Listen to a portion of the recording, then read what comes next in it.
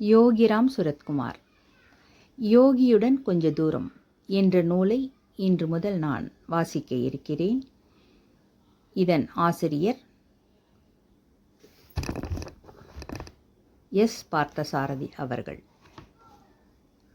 இதில் முதலில் நான் வாசிக்க இருப்பது ஆனந்த சுடர் பதிப்பகத்தாரின் முன்னுரை. குருவருள் கிடைப்பது திருவருள். அதுவும் குருவோடு பற்பல ஆண்டுகள் கூடவே இருந்து தொண்டு செய்யவும் உரையாடவும் கற்கவும் உணர்ந்து கொள்ளவும் புரிந்து கொள்ளவும் கிடைக்கும் வாய்ப்பு பெரும் பாக்கியம். குருவை இனங்காணுவதே பெரும் பேறு. பல ஆண்டுகளாக தேடல் தொடர்ந்தாலும் சிலருக்கு குரு கிடைப்பதில்லை. குரு கிடைக்க பெற்றவர்கள் கோடீஸ்வரர்கள். உண்மையில் குருநாதன் சீடனை கண்டு அடைகிறார். பார்த்தசாரதி அப்படிப்பட்ட சீடர். அவரை கண்டடைந்து தம் அன்பால் ஆட்டுவித்த நாயகன் யோகிராம் சுரத்குமார். ஒவ்வொரு ஞானியும் பக்தர்களின் கடை தேற்றத்துக்கான உபாயங்களை அருளுவார்கள்.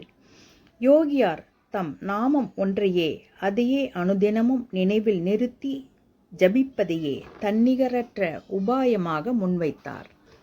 அவரது நாமத்துக்குள் குடிக்கொண்டு தம் இகவாழ்வை இன்பமயமாக்கிக் கொண்டோர் ஏராளம். பார்த்தசாரதி அப்படிப்பட்டவர்.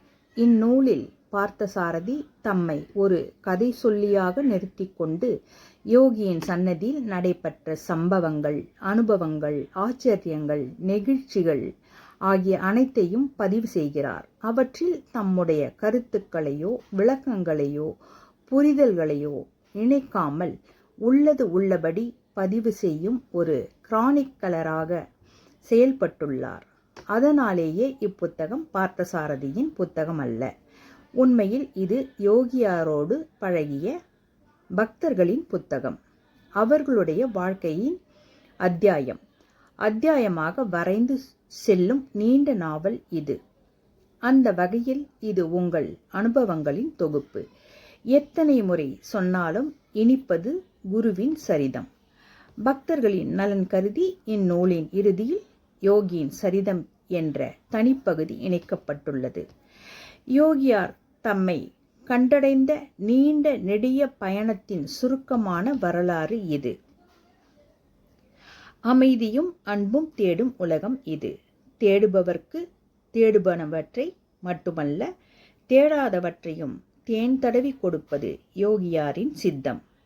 தம் அலையலையான அற்புத சிரிப்பால் பக்தர் நெஞ்சில் அமைதி பிரவாகிக்க செய்த அந்த ஆனந்த சுடர் திசை நோக்கி வணங்கிவிட்டு இந்நூலை உங்களுக்கு படைக்கிறோம்.